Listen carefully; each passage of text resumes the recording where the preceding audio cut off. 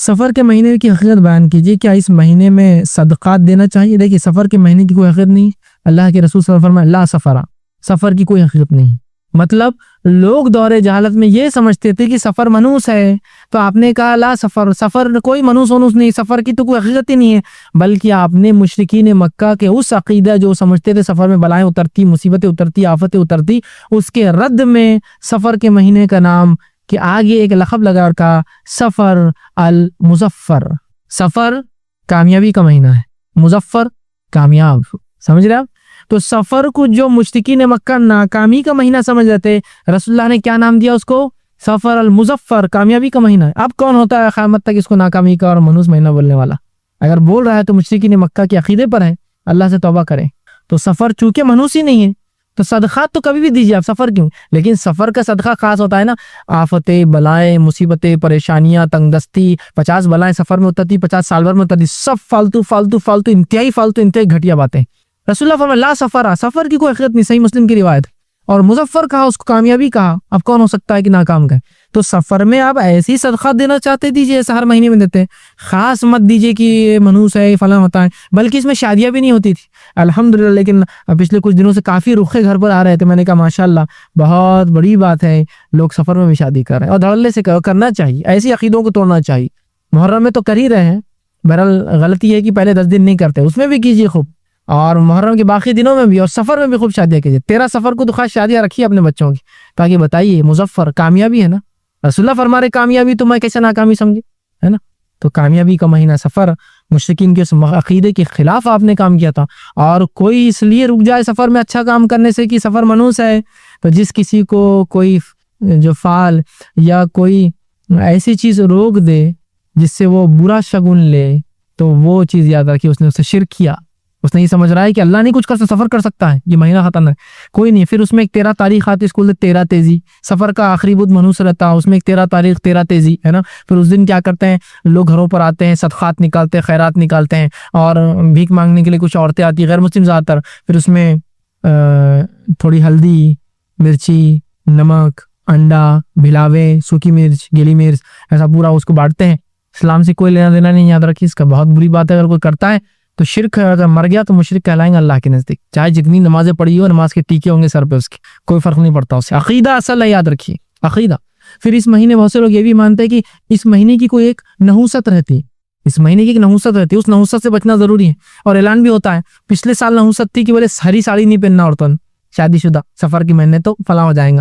اس سے پہلے نحوست تھی پہلن بچے کو فلاں نہیں کرنا، نانی کے پاس نہیں بھیجنا تو مر جائیں گا. اس سے پہلے نحوست تھی کہ ہری چوڑیاں پہنے تو کچھ نہیں ہوگا، تو لوگ ہری چوڑیاں خرید کے سفر میں پہننے. یہ سب اعلیٰ درجے کے شرک ہے، یہ شرک اکبر ہے پورے کے پورے، یہ سب حرام ہے اندر کی. تو سفر کی کوئی حقیقت نہیں ہے، یہ ایک اللہ کا مہینہ جیسے سب مہینے ہیں، اس میں کوئی 13 تیزی یا آخری بدھ منحوس نہیں. اور کوئی 50 بلائیں اس مہینے میں نہیں اترتی. بلائیں تو آپ کے اعمال کے اعتبار سے اترتے رہتی ہے، آپ جیسے عمل کریں گے آپ پر اللہ ویسی مصیبتیں اور ویسی خوشیاں لاتا. یہ کوئی مہینے سے کچھ نہیں ہوتا. 13 تیزی، پھر اس میں مختلف اعمال، رسومات، ذکر، اذکار، نمازیں، یا سفر کی پہلی تاریخ کو بولے مغرب کے بعد 4 رکعت نماز پڑھ لی 2 کر کے، تو اللہ مصیبت سے بچا سکتا. کچھ بھی نہیں، سب بدعت، خرافات اور شرک ہے. اللہ اسے ہماری حفاظت کرے اور کوشش کرے اپنے عقیدے کو ہم سدھارے. عقیدہ بڑی اہم چیز ہوتی ہے. یاد رکھیے. کسی نے سوال کیا، ایک شخص ہے جو اپنے والد کے پیسے لیتا ہے بغیر اجازت کے، لیکن اس کی نیت یہ ہے کہ میں یہ پیسے جمع کر کے صحیح وقت پر اپنے والد کو بدلا دوں گا، کیا اس شخص کا عمل جھوٹ ہوگا یا غلط؟ یاد رکھیے اس شخص کا یہ عمل غلط ہے. ایک والد کما رہا ہے، کسی اولاد کو اس کے پیسوں میں سے کوئی رقم لینے کا حق نہیں ہے، سوائے اس کے کہ اگر کسی بیوی کا شوہر خاوند مسیل ہو، کنجوس ہو، پیسے نہیں خرچ کرتا ہو، تو وہ بیوی اتنا پیسہ لے سکتی ہے جتنے میں اس کے بچوں کا گزارا ہو جائے، چونکہ باپ تو نہیں دیتا ہے. آپ صلی اللہ علیہ وسلم کے پاس ایک خاتون نے کہا اللہ کے رسول میرے شوہر کنجوس ہے، کیا میں کچھ پیسہ بغیر اجازت کے لے لوں؟ تو کہا لے لے جتنا بچوں کے خرچ کو لگتا ہے. تو کہا کتنا لوں؟ تو کہا قریش کی عورتیں کتنا لیتی بس اتنا لے لے. تو بھی ایوریجلی کیا عورتیں لے لیتی خاموشی میں، اگر شوہر نہ دے تو اتنا لے، مطلب جتنا بچوں کی پرورش کے لیے، اگر وہ بھی نہیں دیتا ہے خاوند پرورش کے لیے، یہ نہیں کہ بچوں کو یہ کھلاؤں گی گھمانے لے جاؤں گی فلاں، نہیں، ضروریات پوری نہ کرتا ایک باپ کنجوسی کے تحت، تو بیوی اتنا نکال لے جتنا ضرورت ہے. لیکن یہ کنجوسی ہے، یہ نہیں کہ میرے کو ساڑی نہیں دلا رہے اب میں لے لوں گی، نہیں، زیور نہیں دلا رہے، نہیں، اس کے لیے نہیں. خرچہ، ضروری اخراجات، ضروری کھانے پینے جو ضروری ہے نہیں دے رہا ہے، کپڑے پھٹ کے چورا ہو چکے، اب شرم آ رہی کی ساڑیاں پھٹ چکی، تب الگ بات ہے ضرور، ورنہ کیسا انسان پھٹے کپڑوں میں کیسا اچھی بات نہیں، کتنے پہ بننے گا؟ تو یہ ہوتا ہے، ٹھیک ہے، ضروری اخراجات نہ دے تب لے سکتی ہے۔ تو صرف بیوی کو اجازت ہے کہ اتنا پیسہ شوہر کی تو کمائی میں سے بغیر اجازت لے جو صرف اس کے ضروری خرچے اگر شوہر پورے نہ کرے بیوی اور بچوں کے، تب اس کے علاوہ نہیں۔ تو ظاہر سی بات تو بیٹا ہے، بیٹا نہیں لے سکتا۔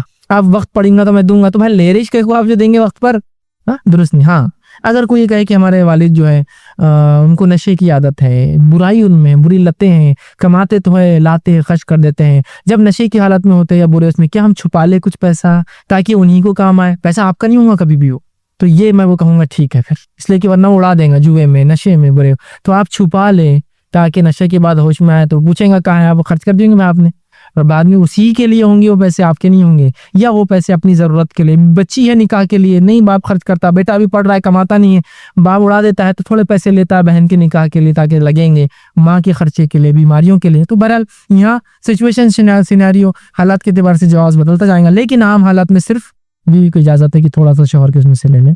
کسی نے ایک سوال کیا، ہمارے شوہر کا انتقال ہو گیا ہے اور ہم ان کے نام سے ایک یتیم لڑکی کی شادی میں پیسے دے رہے ہیں، تو اس کا ثواب ملے گا؟ تو بہرحال اگر شوہر کا انتقال ہوگا اور پیسے اس کے تھے، جو پیسہ آپ خرچ کر رہے ہیں، تو انشاءاللہ اس کا اجر ملے گا۔ اور میں سمجھتا ہوں شادی میں کچھ بھی خرچہ نہیں کرنا پڑتا، آپ سمجھ رہے، ولیمے یا مہر کے لیے دیتے تو مجھے سمجھ میں آتا تھا، شادی میں کہاں پیسہ لگتا ہے، ٹھیک، شریعت اعتبار سے شادی میں کوئی پیسہ نہیں لگتا، ٹھیک، لیکن بہرحال میں جانتا ہوں کہ آج کل نکاح بغیر اس کے ہوتے بھی نہیں ہیں۔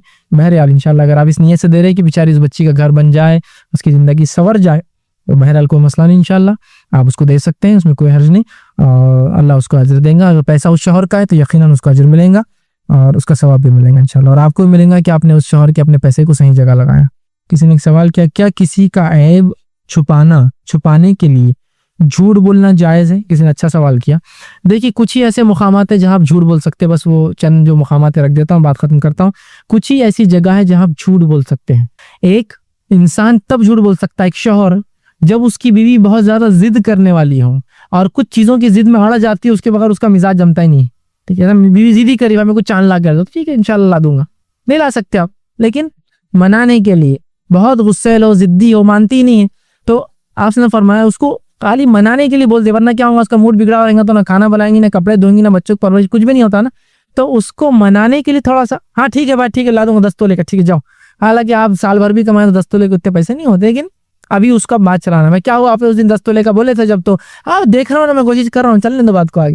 تو اگر ایسا ہو تو صرف منانے کے لیے ایک، دوسرا دو لوگوں میں اگر جھگڑا ہو تو ان دونوں کو ملانے کے لیے سفید جھوٹ نہیں، لیکن ایسا جھوٹ جس سے دل مائل ہو جائے، جیسا مثال کے طور پہ پہلا آدمی ہے، آپ اس کے پاس چلے گئے، جھگڑا ہو گیا، کافی دن ہو گئے، معاملہ ہو گیا، سلام کلام نہیں ہو رہا، گئے، وہ آپ کے بارے میں اچھا بول رہا تھا، خاص نہیں ایسی باتوں تمہارے وہ سامنے ملے تو اچھا بول رہے تھے، اس کے دل میں نرمی آتی ہے، اچھا میرے بارے میں اچھا بول رہا تھا، حالانکہ میں دشمن سمجھتا ہوں اس کا، کبھی ان کے پاس جانا ہو، ان کے پاس بول دی وہ دوست آپ کے بارے میں اچھا بول رہا تھا، اچھا وہ اچھا بول رہا تھا، میں تو سمجھا میرا دشمن ہوں، تھوڑا تھوڑا، ٹھیک ہے، ان کے پاس کبھی گئے، اس سے اگر مل لیتے تو مجھے ایسا لگ رہا تھا اس کی باتوں سے آپ سے ملنا چاہ رہا ہو، ان سے کبھی ملے، مجھے ایسا لگ رہا تھا وہ نادم ہے تھوڑا بہت، وہ ملنا چاہ رہا تھا آپ سے، ٹھیک، اب کبھی یہ مل لیے تو بات ہوگی تو تعلقات بڑھ گئے، تو یہ ہو گیا، آپ نے جھوٹ بولا نا، حالانکہ نہ اس نے خیر بولا نہ اس نے، لیکن ملانے کے لیے تھوڑا سا جھوٹ بولا، سفید جھوٹ نہیں، انہیں تو بولا تھا معافی مانگتا، انہیں تو بولا پیر پڑتا تمہارے آ کے، انہیں بولتا غلطی ہو گئی، تو اس میں کیا ہوگا، یہ بھی ٹائٹ آئیں گا، وہ بھی ٹائٹ آئیں گا، ہے نا، دونوں ٹائٹ آئیں گے، چل معافی مانگو، چل معافی مانگ، تو نے بولا تھا معافی، تو نے بولا تھا، ویسا نہیں، ایسا بات بولی کہ دل مائل ہو جائے، نرم ہو جائے، میاں بیوی کا جھگڑا ہے، بات بول دی، وہ تو اچھی بات کرے تھے آپ کریں، دل نرم ہو گیا، شوہر کو بول دی کچھ بات ہے، دل نرم ہو گیا، اور اس کے فائدے ہوتے ہیں، ایک جگہ دو لوگ تھے، ان کا معاملہ ڈسپیوٹ ہو گیا، طلاق تک بات چلے گئی اور فیملی کورٹ میں میٹر چلا گیا، اور اس میں ایسی معاملہ ہونے لگا، تو شوہر بھی میرے پاس آتے تھے، اس کے لڑکی کی رشتہ داری میرے پاس آتے تھے، ٹھیک، تو میں نے دونوں کو تھوڑا انہوں تو آپ کے بارے میں خیر بول رہے تھے، وہ بولتا رہا کافی دن، پھر بھی وہ کیس اب چونکہ بنجات چلتے رہتے، آخر میں بہرحال میاں بیوی کو بات سمجھ میں آ گئی، اور جب آخری بات جج کے پاس جاتے ججمنٹ کے لیے کہ بھائی تم کو رہنا ہے الگ کر دوں، تو لڑکی نے کہا مجھے رہنا ہے، کیونکہ اس کو کچھ باتیں میں نے اپنی طرف سے بھیج دیا تھا کہ بھائی وہ تو نرمی اختیار کرا، ان کو بول دیا وہ نرمی، تو دونوں نرم پڑ گئے، ٹھیک، تو میل ملاپ بہرحال ہو گیا، ماں باپ راضی نہیں تھے دونوں گھر کے کہ بھائی اب اتنا فساد فتنہ ہوا، کورٹ تک بات گئی، ہم ذلیل ہوئے، لیکن لڑکا لڑکی بہرحال مل گئے، باپ نے لڑکے کو گال دیا، ماں نے لڑکی کو گال دی کہ تمہارے لیے جب سے ہم کورٹ میں آ رہے تھے سالوں دونوں مل گئے، آخر میں آ کر کہ تو ان دونوں کے دل نرم ہو گئے تھے، بہت دن سے آ رہے تھے، میں دونوں کو کچھ نہ کچھ تھوڑا تھوڑا نرمی دیتے جا رہا تھا، آخر میں دونوں مل گئے، بعد میں گھر والے بھی سمجھ گئے، وہ بھی آگے سب مل گئے۔ تو ہوتا ہے کبھی تھوڑا بہت ہلکا، اتنا نہیں کہ آپ سیدھا بول دیں کہ انہیں تو معافی کو تیار ہے، کورٹ واپس کیس لے رہا، نرمی کی بات کر رہے تھے آپ کے بارے میں، اچھی بات کر رہے تھے آپ کے بارے میں، وہ تو لڑکا تو اچھا سوچتا آپ کے بارے میں، لڑکی تو بڑا بھلی بات کر رہی تھی، آپ کو برا نہیں بولی اس نے، تو اس سے ایک نرمی آتی دل میں، اور جھوٹ ہے حالانکہ وہ نہیں ہو، دونوں نے کچھ نہیں، لیکن اس سے ہوتا ہے۔ دوسری جگہ جہاں آپ تھوڑا جھوٹ بول دیں، اور تیسرا جھوٹ آپ وہاں بول سکتے جب مسلمان حکومت، مسلمان فوج یا مسلمانوں کی بڑی خیر خواہی ہو، جس میں آپ کو تھوڑا جھوٹ بولنا پڑے، بڑی خیر، بڑے فائدے اور تھوڑا جھوٹ، جیسا کہ مثال کے طور پر آپ مسلمان فوج میں اور کوئی آ کے دشمن پکڑ کے کہا کتنے فوجی ہیں، آپ تھوڑی بول سکتے ہیں کتنے فوجی بتا سکتے ہیں آپ، تو یہاں آپ جھوٹ بولیں گے۔ اگر آپ کو لگتا ہے زیادہ بولنے سے ان پہ دھاک بڑھ جائیں گے تو 2-3 لاکھ آ گئے ہم تو وہ ارے بہت آگے بھاگ جاؤ، یا کم بولنے سے ایسا لگے گا دشمن اکسیں گے اور حملہ کریں گے، اور ہم چاہ رہے کہ وہ حملہ کرے تاکہ ہم ان سے بدلہ لیں، یا جو ان کے پاس ہمارا مال ہے، اپنا ہماری عورتیں، ہماری زمینات ہیں، ہم چھینے، تو اکسانے کے لیے بہت کم ہے، ہم تو 2-3 ہزار تھے، اب تم تو ہم کو مار دیں گے، تو اس سے دشمن بولیں گے اب تو بس ایک دم فل اس میں آئیں گے، دیکھیں گے اتنے لوگ تو ہار جائیں گے، سمجھ رہے ہیں؟ تو یہاں بھی آپ نے جھوٹ بولا۔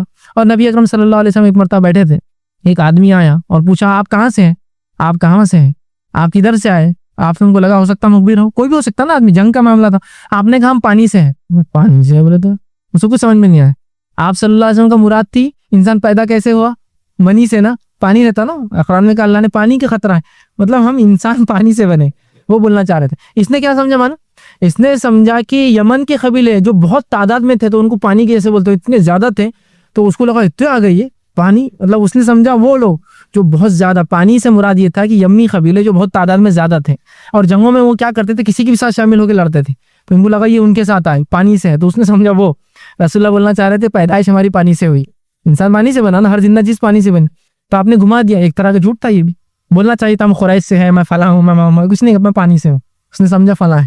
ایک مرتبہ آپ سے پوچھا گیا آپ کہاں جا رہے جنگ کے لیے، ہم صبح کیسے نکلیں گے، تو آپ نے کہا ہم جو ہے جنوب، مطلب نارتھ میں جائیں گے، جب صبح فجر کی نماز پڑھی تو ساؤتھ میں چلے، پورا الٹا سمت، اس لیے کہ جنگ ہے نا، ہم کیسی اپنی پلاننگ بتائیں گے دشمن کو، ہم ہو سکتا صحابہ میں بھی اگر یہ بات بولی جا رہی کہ ہم مشرق جائیں گے، لیک ہو جائے تو ہم جو شمال جا رہے تو ہم تو جنوب میں جانا ہے، صبح آپ اٹھے اور فوج کو الٹا لے کر چلے، سمجھے، دھوکہ ہے نا یہ، اس لیے کہ جنگ یہ دھوکہ ہے، اس میں یہ چیز ہوتی ہے، ٹھیک، لیکن وہ جنگ اور محبت نہیں ہے، صرف جنگ، وہ محبت والا پارٹ ہٹا دی، جنگ محبت میں سب جائز ہے نہیں، صرف جنگ کی حد تک معاملہ ہے، ٹھیک، محبت میں نہیں، ٹھیک ہے، محبت ہے تو اس میں سچ ہی ہوگا، جھوٹ پر جو محبت پلتی ہے وہ جھوٹ پہ چلے جاتی ہے، وہ برباد ہو جاتی ہے، سچ ہونا صدق، ٹھیک، تو جنگ میں بہرحال اگر کوئی ایسا کر لے تو یہ بھی ایک موقع ہے جہاں آپ، تو بس یہ چند جگہ ہے جہاں آپ جھوٹ بول سکتے ہیں۔ تو کسی کے عیب چھپانے کے لیے جھوٹ بولنا، تو عیب چھپانے کے لیے جھوٹ نہیں بولنا ہے، آپ کو بات کو گھمانا ہے، وہاں جھوٹ کی اجازت نہیں، یہ آدمی سمجھ لیجیے برا ہے، اب کوئی بولا وہ برا ہے کیا، تو آپ کو کیوں بولنا ہے، آپ بولیے بھائی اللہ جانتا ہے، ضروری تھوڑی عیب چھپانے کی جھوٹ بول رہے ہیں، جھوٹ کیوں بول رہے ہیں، جھوٹ ایک عیب چھپانے کے لیے مطلب عیب ہے اس میں اور پہ جھوٹ، ہاں عیب کو چھپانا چاہیے لیکن جھوٹ سے چھپانے کی اجازت نہیں دی شریعت نے، ٹھیک ہے، آپ کا اگر آگے کوئی بول رہا ہے کہ بھائی یہ آدمی فلاں برا ہے تو بولا یہ اللہ جانتا ہے، آپ بول رہے بولا مجھ سے مت پوچھیے، میری گواہی مت لی، سمجھ رہے آپ، جھوٹ مت بولیے، بلکہ کنارہ کش ہوتے ہوئے بات کو ایسا سائڈ لائن کرتے ہوئے، کوئی آپ سے پوچھ رہا وہ آدمی برا ہے کیا، وہ آدمی برا ہے کیا، آپ دوسری بات کرتے جاؤ، وہ آدمی بولتا ہے یہ بولنا نہیں چاہ رہا، سمجھا، کنارہ کش ہو جائے، جھوٹ کیوں بول رہا ہے اس کے نہیں، بہت اچھا ہے، کہیں کے لیے خواہ مخواہ ہو رہے، تو یہاں درست نہیں ہوں گے، یاد رکھیے۔ تو یہ چند مقامات تین ہیں جہاں آپ مختصر جھوٹ بول لے تو شریعت یاد دیتی ہے، اس کے علاوہ جھوٹ بولنا، اور اس میں بڑے نفع کے لیے جو میں نے کہا اس میں یہ بات بھی شامل آخری اس میں جان، کہ اگر کوئی آپ کو پکڑ لے، آپ کی جان لینا چاہے اور آپ کو لگتا ہے زندہ رہنا زیادہ مفید ہے میرے لیے کہ میں اچھے کام کر پاؤں گا، تو تھوڑا جھوٹ بولنے میں وہاں بھی کوئی حرج نہیں ہے، یاد رکھیے وہاں بھی کوئی حرج نہیں ہے، ٹھیک، جھوٹ بولنے میں کہ بھائی تو ادھر مسلمانوں کی طرف سے آیا کیا، نہیں کوئی حرج نہیں، وہ کسی اور طرف سے آیا ہوں گا، میری مراد کچھ اور ہے، ٹھیک، میں کہتا نہیں میں مومنوں کی طرف سے آیا، وہ مسلمانوں کی طرف سے پوچھ رہا نا، وہ مومنوں کی طرف سے آیا، گھمانا ہے بات کو اور اپنی جان انسان بچا لے تاکہ اس سے کچھ خیر کر سکتا ہے، ٹھیک، تو یہ اپنی جان بچانے کے لیے بھی اس طرح سے بہرحال انسان کر سکتا ہے، لیکن جان بچانے کے لیے انسان اگر جھوٹ بولے تو وہ شرک کا اقرار نہیں کر سکتا، ٹھیک ہے، یہ بات یاد رکھیں ہمیشہ، یہ اللہ کا انکار نہیں کر سکتا اس معاملے میں، اگر کوئی کہے کہ اگر تم یہ مورتی کے سامنے سجدہ کر لو تو ہم چھوڑ دیں گے، تو تب نہیں کر سکتا ہو، شرک نہیں کر سکتا نا، سمجھ رہے آپ بات کو، وہاں وہ کہیں گے آپ جو کرنا ہے کر لو، یہ الگ بات ہے، لیکن اگر کوئی یہ کہے کہ اللہ کا انکار کرتے ہو تو وہ یہ بول سکتا ہاں یا شرک نہیں کر رہا ہو، صرف اپنی جان بچانے کے لیے بات گھما دے رہا، سمجھ رہے آپ بات کو، جیسا زید بن حضرت عمار بن یاسر رضی اللہ عنہ کا واقعہ ہے، ان کو قریش نے پکڑا اور ان کی جان لینے پر تھے، نیزہ لگا دیا اور شاید مار بھی لگا، کافی خون جان لینے میں، کہا جان لے لیں گے، اللہ کا جو ہے بتوں کا اقرار کر، تو کہا نہیں کر سکتا ہوں، شرک نہیں. اچھا کہا اللہ کا انکار کر دے تو کر دیا, بتوں کا اقرار نہیں کیا, شرک نہیں کیا, اللہ کا انکار کرے تو کر دیا, کہا اچھا نہیں مانتا ہوں, تو کہا نہیں مانتا ہوں. نبی اکرم صلی اللہ علیہ وسلم بھاگتے اور کہا اللہ کے رسول میں تو ہلاک ہو گیا, میں نے اقرار تو نہیں کیا بتوں کا, لیکن میں نے اللہ کا انکار ضرور کر دیا. تب قرآن میں سورہ نحل کی ایک آیت نازل ہوئی, آیت نمبر غالباً 80, جس میں اللہ نے فرمایا کہ وہ لوگ جو مجبوری میں آ کے اللہ کا انکار کرتے ہیں, کسی اور کا اقرار نہیں لیکن انکار کرتے ہیں, اللہ ان کی نیتوں کو دیکھتا ہے. تو ابھی اگر کوئی میرے گردن پہ لگا دے, سر پہ گن لگا دے اور کہا کہ کیا بت کو مانتے ہو, عیسیٰ کو خدا مانتے ہو, تو میں تو بولوں گا نہیں. لیکن اگر کوئی کیا اللہ کو چھوڑتے ہوتے, میں کہہ سکتا ہوں ہاں چھوڑ دیا, کہ تو میں یقیناً نہیں چھوڑ رہا ہوں, شرک نہیں کر رہا ہوں, یہاں میں اللہ کو مانتا ہوں, لیکن ابھی صرف جان بچانے کے حد تک. میں کہا اچھا ٹھیک ہے نہیں مانتا ہوں, وہ چھوڑ دیں گے بعد میں اللہ, لیکن اقرار نہیں کرا, اس لیے کہ اقرار شرک ہے. اور اگر آپ نے اقرار کیا ہاں عیسیٰ کو مانتا اور گن چلا دی اس نے, تو وہ تو مارنے میں تلا ہے نا. تو یہاں جو حضرت عمار نے کیا کیا ہوشیاری, جب لگایا مار دیتے تھے, ان کے والد کو تو مار دیا, والدہ کو مار دیا تھا, یہ نہیں بچے تھے خاندان سے, مار دیتے تھے ان کو بھی, کہ تو غلام تھے نا, آسان تھا. تو ان کو لگا اب جان چل جائے گی, ماں باپ کی تو چلے گی. تو کہا اللہ کا اقرار, بتوں کا اقرار, تو کہا وہ تو نہیں ہوں گا, شرک تو نہیں, مر جاؤں گا, لیکن کیا اللہ کا انکار کرتے ہو, یہ کہتے ہو کہ اللہ کو نہیں مانتا ہو, تو وہ ان کو لگا کہ اب تھوڑا سا میں بچ سکتا ہوں یہاں, سمجھ رہے نا. تو یہاں کہہ دی ہاں ٹھیک انکار کرتا ہوں, اقرار کسی کا نہیں کیا, لیکن دیکھیں آپ شرک نہیں کر سکتا, اس لیے میں نے کہا.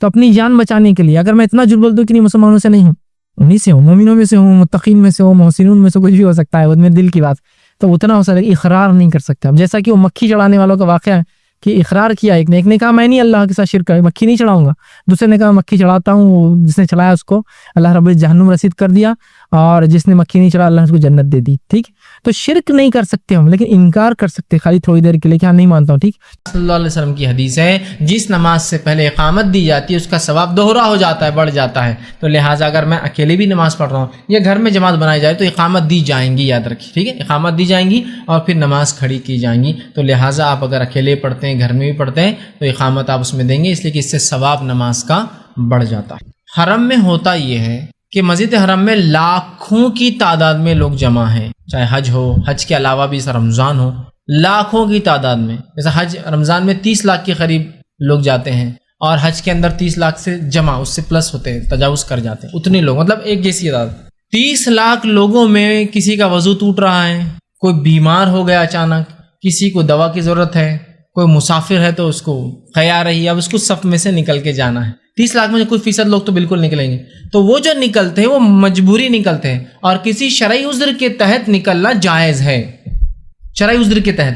اب آپ کا وضو ٹوٹ گیا, اب آپ کو جانا ہے, تو آپ یہ تھوڑی سوچیں گے کہ لوگ نماز پڑھ رہے ہیں, آپ نمازی کے سامنے جائیں گے, اس میں یہ چیز دیکھیں گے کہ کم سے کم نمازی کے سامنے سے آپ گزریں, لیکن گزرنا پڑے, کبھی کوئی الٹرنیٹ ہوں گا ہی نہیں آپ کے پاس, کم سے کم. جیسا کہ گول گول صفحے بنی اور بیچ میں ایک راستہ خالی رہتا ہے, تو اگر میں ایسا چلا جاؤں تو راستے پہ جلدی پہنچ جاؤں گا, ایسا جاؤں گا تو پتہ نہیں کتنے دور تک صفحے بنی, تو لوگ ایسا نکل جاتے ہیں. تو یہ مجبوری رہا. سیکیورٹی تو بہرحال یہ تو ایک ضرورت کی چیز ہے, چونکہ وہ ایک مرکز ہے مسلمانوں کا, اور اگر اسلامی دنیا کے اندر کسی کو بتانا ہے, نقصان پہنچانا ہے یا اپنی طاقت کا مظاہرہ کرنا ہے, تو بہت سارے باطل فرقوں نے حرم کے اوپر اٹیک کیا تاکہ بتائیں. اس سے کیا ہوتا ہے, پورے دنیا میں نیوز چلی جاتی نا اچانک, تو اس وجہ سے وہ سیکیورٹی مجبوراً دی جاتی ہے. تو لہٰذا پولیس والوں کا کھڑا ہونا, کوئی وہ کھڑے رہتے ہیں ایک جگہ, ان کا کوئی نہیں. بہت سے لوگ ہمارا ہندوستانی پاکستانی بولتے ہیں دیکھو اللہ نے جب نصیب نہیں کرتا نا, تو ایسے بد نصیب رہتے. کیوں؟ وہاں کھڑا لیکن نماز نہیں پڑھ رہا, حرم میں کھڑا ہے نماز نہیں ہو رہی. میرے بھائی وہ نماز بعد میں پڑھتے ہیں, دوسری جماعت سیکیورٹی کے لیے پھر کھڑی ہوتی ہے, اور انہیں کو اجازت ہے سیکنڈ جماعت کی, دوسرے کوئی نہیں بنا سکتے, چونکہ وہ حفاظت میں ہوتے ہیں. آدھے لوگ ساتھ پڑھتے ہیں اور آدھے لوگ بعد میں پڑھتے ہیں. آپ نے اگر کبھی دیکھا ہوگا تو کبھی ایک پولیس والا ادھر کھڑا ہوتا ہے, دوسرا ادھر ملے گا آپ کو, وہی اگلی نماز میں ادھر ملے گا اور یہ ادھر کھڑا ہوا ملے گا. تو نمازی بانٹ کر پڑھتے ہیں اور دوسری جماعت بھی ہوتی ہے, تو یہ ان کی مجبوریاں ہوتی ہیں. ٹھیک ہے, تو لہٰذا حرمین کے اندر یا حرم میں مسجد نبوی کا بھی حالت, تو لوگ جو جاتے ہیں وہ مجبوری کی کیفیت ہے, وہ ضرورت کے تحت وہ لوگ کرتے ہیں, اس کے علاوہ کوئی مسجد سے جانا درست نہیں. یہاں بھی اگر ہمارے مسجد میں آپ کا وضو ٹوٹ جاتا ہے تو آپ صفوں کو توڑتے ہوئے جا سکتے ہیں, یہاں بھی انشاءاللہ اس شخص کو گناہ نہیں ہوگا. لیکن ہمارے پاس ہوتا ہی نہیں, ہاں اختلاف پیدا ہو جاتا, مطلب سنت پہ عمل کرو اور اختلاف پیدا ہوتا, اور بدعت کرو اور اتحاد پیدا ہوتا. بدعت کیجیے آپ, اتحاد نہیں, سب مل کے کریں گے, مائک میں پڑھیں گے قرآن, ہم سب اس کے پیچھے ریپیٹ کریں گے تو اتحاد پیدا ہو جائے. لیکن سنت پہ عمل کرو تو نہیں, اختلاف پیدا ہو جائے, ہے نا. تو بہرحال یہاں سمجھنے کی ضرورت ہے. ایک کلپ آیا تھا نیٹ کے اوپر کہ یہ جو وہابی ہوتے ہیں, مطلب سعودی عرب کی حکومت کو ہندوستانی لوگ جو لوگ بدعتی ہوتے ہیں وہ وہابی کہتے ہیں. یہ وہابی بولے اتنے وہ رہتے, بولے کہ ان کو فون کال بھی آیا تو بولے یہ چھوڑ کے چلے جاتے نماز. دلیل یہ ہے, مسجد نبوی کے امام, اقامت دی گئی, اقامت کے بعد وہ کھڑے ہونے لگے اور چلے گئے، تو اتنی کلپ بتا دی اور وہ بولے دیکھو وہابی لوگ جو ہے ان کے پاس فون کال کی اتنی اہمیت ہے، جبکہ واقعہ یہ تھا مسجد نبوی کے امام صاحب صف کھڑے ہوئے نماز کے لیے کھڑے ہوئے اور کسی شرعی ضرورت کے تحت ان کو چھوڑ کر جانا پڑا. شرعی ضرورت کیا ضرورت تھی نہیں بتائے، عموماً جو لوگوں نے کہا کہ ان کا وضو ٹوٹ گیا تھا اس لیے وہاں سے نکلے، وہ تو اقامت ہوئی ان کا وضو ٹوٹ گیا، وہ نکلے وضو کر کے پھر آئے اور کھڑے ہو گئے نماز کے لیے. ایک شرعی مسئلہ تھا، میں نے کہا تو ایک شرعی مسئلہ، لیکن لوگوں نے اس طرح سے بتا دیکھو بولے ان کو فون کال آیا تو نماز اتنے لاکھوں مسلی کھڑے اور چلے گئے بولے نماز چھوڑ، ایک شرعی عذر کے تحت تھا. اور دوسرا نائب امام رک گیا تھوڑی دیر، امام وضو کر کے آ رہا تو رکنا سنت ہے، یہ بھی وہ بھی نماز کی کیفیت کا اس کو ثواب ہے انشاءاللہ. اور جب ایک امام کھڑا ہو کر اقامت اس کے لیے دی گئی تو وہی نماز پڑھانا چاہیے پھر، اس لیے بھی وہ کوئی پیچھے سے امام آگے نہیں بڑھا، نائب امام 2 منٹ کا تو مسئلہ وضو کر کے آنا، اور امام کے لیے الگ راستے ہوتے ہیں، ان کو اتنا پبلک کے اتنا نہیں جانا پڑتا، ان کے الگ پیچھے سے راستے ہوتے ہیں، وہ فوراً وہ جا کے وضو کر کے آگے تو بتا دی. میں نے کہا یہ تو ایک تو شرعی مسئلے کا ایک کتنا زبردست بتایا جا رہا، کتنے ایسے امام ہمارے پاس جن کا وضو ٹوٹ جاتا پھر بھی برابر نماز پڑھاتے رہتے، نہیں اختلاف ہو جائیں گے اور پتہ نہیں لوگ بولیں گے امام صاحب کتنے بار کرے تم نے اور یہ ہے نا، تو نکو ویسے پڑھا دو ویسے ہی پڑھا دو، کھڑے کر دو سب کو. تو یہ شرعی مسئلہ ہے، وضو ٹوٹ گیا آپ کا بس نکل جائیے آپ سب میں سے. لیکن یہاں اختلاف، تو بھائی سنت پہ عمل کرنے سے اگر اختلاف پیدا ہو رہا ہے تو میں کہوں گا امت کو چاہیے اس کا شعور پیدا کرے، نہ کہ ایک انسان کو ایک عمل سے روکے، ٹھیک ہے. اور جو مسجد کے ذمہ دار ہیں، امام ہیں، مؤذن ہیں، ان کا کام ہے کہ وہ لوگوں کو ایجوکیٹ کریں کہ بھائی یہ طریقہ ہے، اور اگر کوئی چلا گیا تو کوئی بات نہیں، اس کو کوئی شرعی ضرورت ہوگی اس لیے ہو گیا. تو لہٰذا حرمین میں جو لوگ جاتے ہوئے آپ کو دکھتے ہیں وہ شرعی ضرورت، اور لاکھوں کی آبادی ہے، لاکھوں کی تعداد میں لوگ آئے ہوئے ہیں، ظاہر سی بات ہے ضرورتیں ہیں، مجبوریاں ہیں، کچھ حالات ہیں جو لوگوں کو مجبور کرتے ہیں، اور ظاہر سی بات ہے ہر جگہ لوگ کھڑے ہیں، کوئی جگہ لوگ چھوڑتے نہیں نماز، تو ظاہر سی بات ہے نماز کم سے کم نمازیوں کے سامنے سے گزر کے جانا ہی اس کا ایک حل ہوتا. کسی نے ایک سوال کیا کہ نماز میں وسوسے آئے تو کیا کرنا چاہیے. تو دیکھیے اگر نماز میں وسوسے آتے ہیں ایک انسان کو تو وسوسے آنا یہ انسانی فطرت کا حصہ ہے، یہ کوئی اب نارمل چیز نہیں ہے. بہت سے لوگ وسوسے آتے بلکہ نماز کم کر دیتے، چھوڑ دیتے، یا پھر اللہ کے سامنے کھڑے ہو رہے اور وسوسے آ رہے تو اس سے اچھا مت پڑھو. وسوسے آنا انسانی فطرت کا حصہ ہے، اور وسوسے آنا میں کہتا ہوں آپ کی ایمان کی علامت ہے، اس لیے کہ چور وہیں آتے ہیں جہاں کچھ مال ہوتا ہے، شیطان وہیں وسوسے ڈالیں گا جہاں اس کو ایمان خراب کرنے کا چانس ہے. چانس ہے مطلب ایمان ہے تبھی تو خراب کرنے آ رہا ہے. تو بہت سے لوگ وسوسے آئے بولتے نہیں وسوسے بہت آ رہے اس لیے نماز چھوڑ دیا، بہت گندے گندے وسوسے آتے نماز پڑھے تو یہ تو ایسی ہوگا کہ بہت چور آ رہے بلکہ میں نے تجوری کھلی چھوڑ دیا، اب تو اور زیادہ آپ نے وہ کرنا چھوڑ کے چھوڑ دیا. اور دوسرا وسوسے نکالنے کی آپ کوشش کریں. سب سے پہلے وسوسے اس کے بارے میں سوچنے سے بڑھ جاتے ہیں، اور یہ کسی بھی چیز کا اصول ہے، آپ زیادہ سوچیں گے تو بڑھ جاتے. جیسا کہ اب اگر آپ یہ سوچ لے کہ یہ کام آپ نہیں کر سکتے تو میں خود کہہ رہا ہوں آپ وہ کام نہیں کر سکتے، کیونکہ آپ نے پہلے ہی سوچ لیا کہ میں ہار گیا، میں نہیں کر سکتا. سمجھے آپ؟ تو وسوسوں کے بارے میں کچھ لوگوں کو ہوتا ہے، آتے ہیں کبھی کبھار، لیکن لوگ اب کیا ہوتا ہے ارے بہت وسوسے آ رہے، بہت آ رہے، اب دیکھو میں نماز کو کھڑے گا اور وسوسے آئیں گا، اب دیکھو میں نماز کو، اور وہ نہیں آنے والے وسوسے بھی آتے ہیں اس لیے کہ آپ ہر بار سوچ کے کھڑے ہوتے کہ وسوسے آئیں گے. تو وسوسے آنا یہ ایمان کی علامت ہے آپ کی، مطلب آپ کے شیطان آ کر بہکا رہا ہے. وسوسے انسانی فطرت سے آتے ہیں، اور اللہ رب العزت دل میں گزرنے والے خیالات اور وسوسوں پہ ہماری گرفت اور پکڑ الحمدللہ نہیں کرتا ہے. تو کسی بھی درجے اور لیول کے وسوسے آئے کوئی آپ کے اس سے عبادتوں پر یا اعمال پر فرق انشاءاللہ نہیں پڑتا کہ بہت گنہگار ہو جائیں، چونکہ اللہ جو خیالات گزرتے ہیں اس پہ ہماری پکڑ نہیں کرتا، اس لیے کہ خیالات کے اوپر ہمارا اختیار نہیں ہوتا ہے. تو لہٰذا آپ وسوسوں کو آنے دیں. شیطان کو کہ بھیا بولنا تو نکل یہاں سے، تیری بات کوئی سننے والا یہاں ہے نہیں بولنا، تو ایک وسوسہ ڈال یا 1000 ڈال، میرا اپنا کام تو چالو رہے گا نماز پڑھنا. تھوڑے دن شیطان بولیں گے یہ آدمی اپنے ہاتھ نہیں آتا یہ فیلڈ میں، چلو دوسرے فیلڈ میں تنگ کریں گے، وہاں سے نکل جاتا ہے. ورنہ شیطان سب سے پہلے آپ کی وضو میں وسوسے ڈالتا ہے، پھر آپ کی طہارت میں غسل میں وسوسے ڈالتا ہے، پھر آپ کی نمازوں کی رکعتوں میں وسوسے ڈالتا ہے، اور اس کے بعد پھر ساری زندگی وسوسوں سے بھر جاتی ہے کہ یہ چیز کھلی تو کھلی یا نہیں کھلی، بار بار چیک، وضو کرے تو ہوا نہیں ہوا، بار بار وضو، نماز پڑھے تو شاید غلطی ہوئی تو بار بار سجدے سہو، ہر چیز میں پھر شک ہو جاتا ہے. ٹھیک ہے، تو لہٰذا کوشش کرے وسوسوں کو آتے ہی فرسٹ لیول پر کٹ کر دے ان کو سیدھا، یہ شیطان کی طرف سے، اور اس سے کوئی فرق نہیں پڑتا، اور اللہ انشاءاللہ سے پکڑنے کے، جب یہ سوچ لے اللہ پکڑنے کرنے والا ہے تو لا بولنا شیطانوں کتنے لانا، اور اپنی عبادتیں آپ ڈٹ کر کریں. میں نے ایک سوال کیا کہ جو لوگ جمع ہوتے ہیں اتحاد امت کے تعلق سے، اور تمام مکاتب فکر کے لوگ جمع ہوتے ہیں، کچھ غلط عقیدے پہ بھی ہوتے ہیں، کچھ صحیح پر بھی ہوتے ہیں، اس معاملے میں ایسے میٹنگز کا ہونا یہ درست ہے یا نہیں؟ اگر نہیں تو کیا، اور اگر درست ہے تو کیسا کرنا چاہیے؟ دیکھیے سب سے پہلی چیز، جب امت مسلمہ کے اتحاد کی ہم بات کریں گے تو اس میں تمام وہ لوگوں کو شامل کیا جانا پڑے گا جو لوگ قانونی حیثیت سے مسلمان ہوتے ہیں، ان کے ایمانی کیفیت کے اعتبار سے نہیں. سمجھ رہا بات کو؟ قانونی حیثیت سے کون کون مسلمان ہوتے ہیں؟ ٹھیک، وہ ہم پورے مسلمان وہ آ جاتے ہیں. اس میں ہو سکتا ہے کچھ کا عقیدہ درست ہو، کچھ کا غلط ہو، لیکن اگر اتحاد کے لیے پروگرامز کیے جا رہے ہیں تاکہ ہم ایک دوسرے کو سمجھیں، اور اگر مجھے لگتا ہے کہ میں اس چیز پر ہوں اور یہی صحیح ہے اور میں اس پہ اڑا ہوں، یہ سمجھتے یہ چیز صحیح ہے اور یہ اس پر اڑے ہیں، یہ اڑے رہنے کے باوجود بھی ہم کو مل کر تو ساتھ رہنا پڑے گا نا. کیا لڑتے لڑتے رہیں گے ایسے ساتھ؟ اگر لڑتے ہوئے رہیں گے تو دشمن کو تو اور موقع مل جائے گا ہمارے کو نقصان پہنچانے کا. تو لہٰذا اگر یہ بتانے کے لیے ایسی میٹنگز ہوتی ہیں تو لہٰذا اس میں جانے میں بھی کوئی حرج نہیں ہے. اگر کسی کتاب و سنت کے ماننے والے کو بلاتے تو اس کا بھی اس میں جانے میں کوئی حرج نہیں ہے، اور ایسے لوگوں کو بلاتے جو کتاب و سنت کو نہیں بھی مانتے لیکن مسلمان ہیں وہ، اور جو ہے مسلمان مانے جاتے ہیں، اگر وہ بھی آتے ہیں تو اس میں کوئی حرج نہیں، چونکہ یہ امت کو بتانے کے لیے ہوتا ہے کہ اے امت والو تم جو لڑ رہے ہو ہمارے نام سے یا جماعتوں کے نام سے درست نہیں. دیکھو علماء تو بیٹھ کر بات کر رہے ہیں ایک دوسرے سے، تو جھگڑا کس بات کا؟ سیاسی جب ایسے پروگرامز ہوتے تو ظاہر سی بات ہے اس میں تمام لوگ جو قانونی حیثیت مسلمان کے رکھتے جمع ہو جاتے ہیں اسٹیج پر، یہ بتانے کے لیے کہ ہم سب مسلمان ایک ہیں.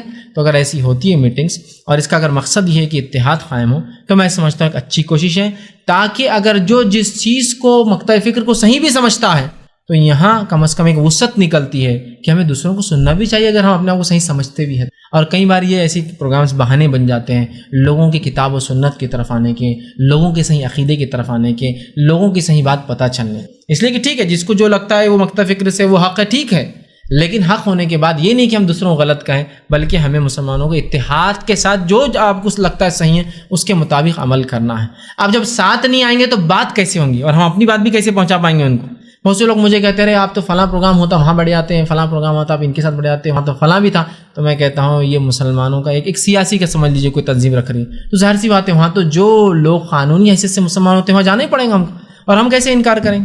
ٹھیک، کبھی ہوتا ہے ایسے پروگرام سے آپ نہ چلے جائے تو لوگ دیکھو فیض بھائی کی غلط میٹنگ ہو رہی تھی اور اس لیے میں یہاں ہوں ہی نہیں اورنگ آباد میں، تو میں نہیں جا پاتا ہوں، لیکن جب بھی رہتا ہوں تو بالکل پہنچ جاتا ہوں. ایسی کوئی بھی میٹنگس، کوئی بھی کال کرے، کوئی بھی جماعت بلائے تو ہم لوگوں کو مسئلہ نہیں، اس لیے کہ ہم تو یہ سمجھتے ہیں یہی تو مواقع ہیں جن مواقعوں سے اگر ہم یہ سمجھتے ہیں کہ ہم کتاب و سنت پر ہم اپنی بات رکھ پاتے ہیں ان کے، اور یہی تو ایک موقع ہوتا ہے کہ جب ہمیں ہر قسم کے لوگ ملتے ہیں بات کرنے کے لیے، تاکہ اگر آپ کو لگتا ہے کہ میں صحیح ہوں تو اپنی بات رکھنا تھا.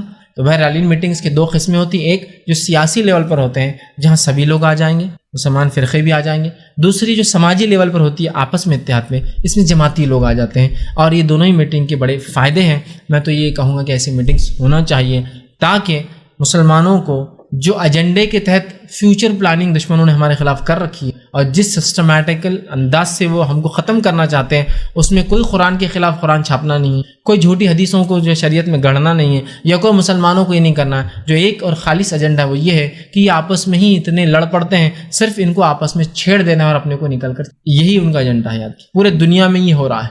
ہم نے کھل کر دیکھا، ایک سیاسی پارٹی کے ایک ہیڈ جو چنے گئے ان سے ایک انٹرویو ایک نیشنل ٹی وی چینل پہ لیا گیا اور کہا گیا کہ مسلمانوں کے بارے میں آپ کی کیا پالیسی ہے؟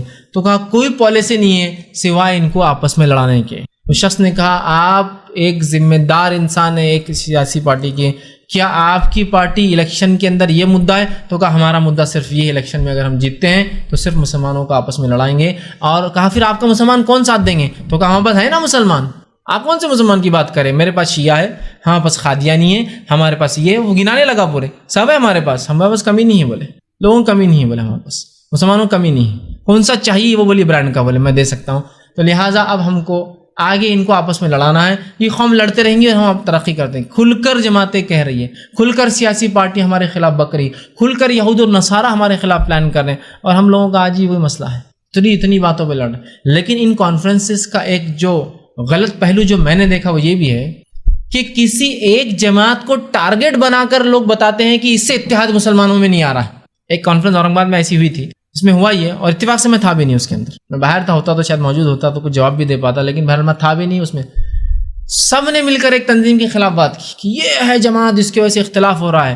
ان کی کیا کیا صفت ہے جن سے اختلاف ہو رہا ہے؟ یہ آمین بولتے اس سے اختلاف ہو رہا ہے. یہ کیا امت کے اختلاف کی وجہ ہے؟ یہ اللہ رحم کا. یہ بولے وہ ہے جن جو رفع دین کرتے ہیں، یہ جو، اور ہر مقرر اس کے خلاف بات کر رہا ہے، اور اتفاق سے بیٹھ کر سننے والوں میں 70% وہی لوگ بیٹھے ہوئے جن کے خلاف بات ہو رہی، جو رفع دین کرتے آمین بل جہر بولتے. ٹھیک، تو ایسا لگا کہ ایک جماعت کو غلط بولنے سے باقی میں اتفاق قائم شاید ہو جائیں گے آج رات میں. نہیں ہوتا ہے میرے بھائی، یہ طریقہ نہیں. جب ہم مسلمانوں کے اتحاد کی بات کریں نا تو ایسے لوگوں کو چن چن کر بلائے جو لوگ حقیقتاً مسلمانوں کے اتحاد کو سمجھتے ہیں اور اختلاف کیا ہے اس کو سمجھتے ہیں. وہ اختلاف کی وجہ کوئی آمین بالجر اور رفیدن اختلاف کی وجہ ہو سکتا ہے. اگر یہ وجہ ہے تو نعوذ باللہ تم 3 امام کو تو ڈٹ کر غلط بول رہے ہو وہیں کھڑے رہ کر، اس کا مطلب وہی لوگوں کا عقیدہ نہیں، چاروں حق پر ہیں، ٹھیک ہے نا. تو پھر آپ 3 کو تو سبھی مل کر بول رہے ہیں کہ یہ 3 کی وجہ سے اختلاف، 3 کی وجہ سے اختلاف ہو رہا ہے، ٹھیک. اچھا، اس میں ایک چیز بھول جاتے ہیں جماعتی اعتبار سے کہ جماعت کے علاوہ بہت سے مسالک ہیں جو رفع دین کی اجازت دیتے ہیں.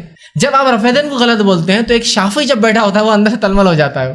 جب آپ رفع دین کو غلط بولتے ہیں کہ ایک حنبلی بیٹھا ہے تو وہ اندر سے پریشان ہے. آپ رفع دین غلط بولتے تو پورے شیعہ بھی پریشان ہوتے ہیں کہ سارے شیعہ کے مسلک میں رفع دین ہے، سارے شیعہ مسلک میں رفع دین ہے، چاہے جو بھی مسلک ہو شیعوں کا. روافض کے نزدیک بھی رفع دین ہے، ان کے پاس بھی رفع دین ہے. تو آپ کیا کر رہے ہیں پھر؟ کہاں اتحاد کی بات کر رہے ہیں آپ؟ کون سے اتحاد کی بات کر رہے ہیں آپ؟ پھر بولیے کہ حنفیوں کے اتحاد کی بات ہو رہی ہے، اس میں پھر جماعتیں ٹوٹ پڑیں گی، پھر بریلوی اٹھ کے کھڑے ہوں گے یہ تھوڑی حنفی ہے، ان کے نزدیک تبلیغی تھوڑی کوئی اچھا حنفی ہے، وہ ریئل حنفی ہے. پھر یہ معاملہ ٹوٹتا جائے. تو لہٰذا جن لوگوں کو پھر بلائیں، جو آرگنائزیشن ایسے پروگرام رکھیں، حقیقت میں ایسے لوگوں کو بلائیں جو لوگ واقعی میں جانتے امت میں اختلاف کی وجوہات کیا ہے اور اتحاد پر وہ بات کریں. آج امت میں اختلاف کی ایک سب سے بڑی وجہ وہ ہے کہ چھوٹے چھوٹے فروعی مسائل کو ہم یہ سمجھتے ہیں کہ یہ ایسے اختلاف ہے کہ جینے مرنے اپنا اور پرائے کے مسائل ہیں. یہ آمین رفع دین یہ سب فروعی ایسے مسائل ہیں جو عقیدے سے نہیں ٹکراتے آ کر. تو لہٰذا یہ تو اتحاد کے پروگرام میں تذکرے بھی نہیں ہونا چاہیے ان تمام چیزوں کی. یہ اختلاف کی وجہ نہیں ہے، یہ تو کبھی کبھار یہ نااہل لوگوں کی باتوں سے اختلاف پھیل جاتا ہے جو کہ ہے ہی نہیں. مل کر 2 لوگ ساتھ رہ رہے ہیں اور ساتھ آئے تھے، جاتے وقت بول رہے میاں تم اختلاف کی وجہ اب تمہارے ساتھ نہیں رہ سکتا میں، چلو. اور یار میں نے کیا کرا؟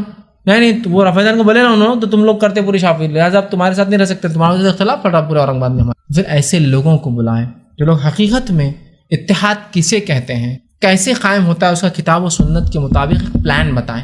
نہ کہ یہ کسی ایک جماعت کو ٹارگٹ بنا کے سب یہ سوچے کہ بہت اچھا آج ہوا اور اطمینان ہوا. تو لہٰذا ایسے پروگرام ہونا چاہیے.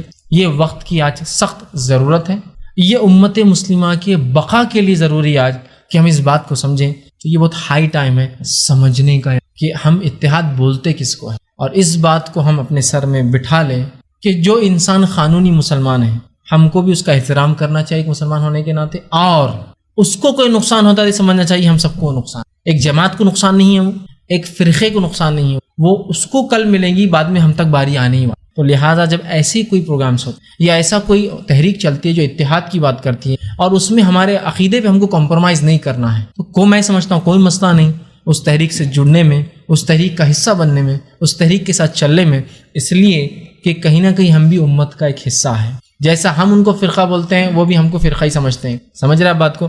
لیکن جب قانونی حیثیت کا معاملہ آئے گا، ہم چونکہ مسلم حیثیت رکھتے ہیں لہٰذا اس کی دفاع کے لیے ہمیں کوشش بھی کرنا چاہیے. ارے وہ فلاں ہوا نا، آج وہ علاقہ جلیں گا، کل وہ علاقہ جلیں گا جو اپنے آپ کو سنی کہتے ہیں، پھر وہ علاقہ جلیں گا جو اپنے آپ کو تبلیغی کہتے ہیں، پھر وہ چھوٹنے کوئی والے نہیں، یاد رکھیے بچنے نہیں والے ہیں. تو لہٰذا ایسے پروگرام کی اپنی افادیت ہے، بہت فائدے اس کے، ہونا چاہیے، کرنا چاہیے. ہم نے بھی ایسی تحریکوں سے جڑنا چاہیے جو اس قسم کے کام کرتے ہیں. مقصد صرف یہ ہے، ویسے تو مسلمان انسانیت کی بقا کے لیے کوشش کرتا ہے، اب ظاہر سی بات ہے تو قانونی مسلمان کی حیثیت رکھتے ہیں. تو لہٰذا یہ ایک بہت براڈر اسپیکٹرم کی بات میں نے کیا، ایک بہت اونچے لیول کی بات کیا میں نے. اس کو سمجھنے کی ضرورت ہے. ارے دیکھو یار ان کو بھی شیعوں سے پیسہ آ رہا، ان کو بھی فلاں جماعت پیسہ دے رہی، ارے بہت نیوٹرل بات کر رہے یار فیض بھی آج کل، بہت فلاں کس کو خلاف نہیں بول رہے. یہ اب زمانہ نہیں رہا کسی کے خلاف بات کرنے کا. اب تو صحیح بات رکھنے کا بات معاملہ ہے، جو غلط کر رہا وہ سمجھ جائے کیا غلط ہے اور اپنے آپ کو آگے بڑھانے کا معاملہ ہے آج کا دور. ورنہ دشمن بھی اس کے خلاف بیٹھا ہے اور ہم لوگوں کی چھوٹی چھوٹی خطائیں جو نقصان پہنچائیں گی وہ بہت نقصان دہ. میں یہ نہیں کہہ رہا ہوں کہ اب ایک دوسرے کی گال سے گال لگا لے اور سب لوگ ایک جیسا عقیدہ کر لے اور سب لوگ گمراہی میں لگ جائیں. میں یہ کہہ رہا ہوں کہ آپ اپنے عقیدے پہ کتاب و سنت کے اڑے ہیں نا، ٹھیک ہے نا، بہت اچھی بات ہے، لیکن یہ عقیدہ ہم کو دوسروں تک پھیلانے سے تو روکتا ہے نا. لہٰذا یہ بھی ایک طریقہ اپنی بات کو دوسروں تک پہنچانے کا، یہ سمجھے، اس کو چینلائز کرے اپنی بات کو، اور ایک دوسرے کو سمجھنے کا، ایک دوسرے کے مسائل کو سمجھنے کا، وہ کیا سوچتے ہیں، وہ کیا بات کرتے ہیں. ورنہ بس معاملہ یہ ہے ہم اپنے ایریے میں خوش، ان کو پتھر مار رہے ہیں، وہ اپنے ایریے میں خوش، ہم کو پتھر مار رہے ہیں، اور یہ دونوں پتھر کے اندر جس کا فائدہ ہو رہا ہے وہ آپ سمجھ ہی نہیں پا رہے. کسی نے ایک بڑی اچھی تصویر بھیجی تھی، 2 مسلک کے لوگ لڑ رہے ہیں، تو ایسی ایک مسجد بتایا تھا، مسجد جیسا کچھ ادھر ایک مسجد جیسا کچھ، اور 2 مسلک کے لوگ جیسے پتھر مارتے ہیں. جو پتھر بیچ میں گرتے ہیں نا تو اس میں عبادت گاہیں تعمیر کر رہے ہیں، فائدے اٹھا رہے ہیں مطلب، اور یہ دونوں لڑ رہے ہیں. ادھر سے پتھر جاتا ادھر کہیں بیچ میں گرتا تو یہ لوگ بیچ میں سے اٹھا رہے ہیں اور اپنے فائدے کر رہے ہیں. واقعی میں ایسا ہو رہا ہے، قومیں اپنا فائدہ اٹھا لے رہی ہے ہمارے وجہ سے. تو بہرحال اس کو سمجھ کے اتحاد پر ہم کو کام کرنے کی بہت سخت ضرورت ہے. لیکن اتحاد کیا ہے اس کو سمجھنا بھی بڑی اہم چیز ہے. ورنہ ایک بار بک فیئر کے اندر ایک صاحب آئے, مجھ سے آئے, ملاقات کی. میرے آس پاس کے لوگوں نے کہا کہ آپ نے جواب کیوں نہیں دیا؟ میں نے کہا میں نے اسے لائق نہیں سمجھا اس آدمی کو کہ بس کو جواب دو. آ کر مجھ سے کہا کہ آج امت, اور وہ اتحادی امت کی بڑی باتیں کرتے, بڑے پروگرام بھی کرتے ہیں, آج امت بہت اختلاف کی شکار ہے, اور اس میں آپ نے بھی ایک اختلاف کر دیا, بولے بک فیئر لگا. مطلب اس میں ہم نے کیا اختلاف کر دیا بک فیئر لگا کے؟ یہ بولے پورا انتشار کی جڑ ہے آپ کا یہ بک فیئر. بولے اس کے خلاف ہم ایک تحریک چلائیں گے. میں نے کہا ویل کر سکتے ہیں, لیکن ابھی تھوڑی دیر پہلے آپ بڑی فکر مندی کی باتیں کر رہے تھے, اتحاد کی, اور ابھی آپ ہمارے بک فیئر کے خلاف ایک تحریک چھیڑنا چاہتے ہیں. عجیب بات ہے. پھر یہ اتحاد, کون سے اتحاد کی آپ بات کرتے ہیں؟ جو آپ کے مسلک اور آپ کی سوچ اور آپ کی ذہنیت سے آئیں گا, وہ اختلاف کی اور اتحاد کی بات کرتے ہیں آپ. تو آپ سے تو دوسری مسجد والے متفق نہیں, جہاں آپ امامت کرتے ہیں اس کے بازو والے آپ سے متفق نہیں. پھر کیا, کون سے اتحاد کی آپ بات کرتے ہیں؟ نہیں بولے اتحاد. پھر میں ہٹ گیا. اتحاد امت سب سے اہم نقطہ ہے آج. یہ وہ بڑی, مجھے لگا شاید آپ مجھے بھی سمجھائیں گے, آپ بھی اتحاد سے جڑ جائیے. اور مجھ سے آ کر ملے اور بولے بڑی خوشی ہوتی ہے آپ جیسے نوجوانوں کو, لیکن غم ہوتا ہے کہ آپ لوگ یہودیوں کے لیے کام کرتے ہیں. اس نے یہ کہا مجھ سے. بڑا اپنے آپ کو عالم سمجھتا, میں نہیں سمجھتا ہوں اس کو عالم, بہرحال وہ سمجھتا ہے اپنے. تو میں نے صرف سلام کیا اور وہاں سے ہٹ گیا. بس ہمارے آس پاس کچھ لوگ تھے, کہا اس کو جواب کیوں نہیں دیا آپ نے؟ میں نے کہا اس نے ایک ایسی بات کر دی, آخری پتھر جو مجھے مار سکتا تھا مار دیا اس نے. اس کے آپ کیا ماریں گے؟ لاسٹ آپ کسی کے خلاف جو کلیم دعویٰ کر سکتے ہو یہ اتنا ہی ہوتا ہے, یہودی ہے. اس سے آگے کیا بڑھیں گے؟ اس کے آگے کوئی لمٹ ہی نہیں, پھر ختم ہو گیا, کوئی دعویٰ نہیں اس کے علاوہ. میں نے کہا اس نے آخری پتھر مار دیا, اب زندگی بھر وہ میرے سامنے کھڑنے کی حیثیت نہیں رکھیں گا انشاءاللہ, دیکھنا. اب اس کے بعد حیثیت نہیں, چونکہ اب زندگی بھر میں اس کو چھوڑنے والا تھوڑی ہوں, اس اعتبار سے کہ مجھے اس سے کوئی بدلہ نہیں لینا, نہیں مجھے کوئی دشمنی نہیں ہے. لیکن اس نے ایک آخری چال جو چل سکتا تھا کسی مسلمان کے خلاف چل لیا اس نے. اب اس کے کیا رہا مجھ سے اگلی بار بات کرنے کا, اور اس میں اس کی تحریک میں کوئی جان نہیں ہے اس آدمی کی, اور اس کے اندر کوئی صلاحیت, اس میں کوئی علم میں نہیں ہے. جو انسان کسی سے بات کرنے کی صلاحیت نہیں رکھتا ہو, کسی کو یہ صلاحیت نہیں رکھتا ہو کون کیا کرتا ہے, اس کو یہ فرق نہیں سمجھتا. اور بات کیا ہو رہی ہے؟ اتحاد امت کے لیے بیٹھے ہوئے, وہ جن کو اتحاد بولتے کیا وہ بھی نہیں پتا ہے.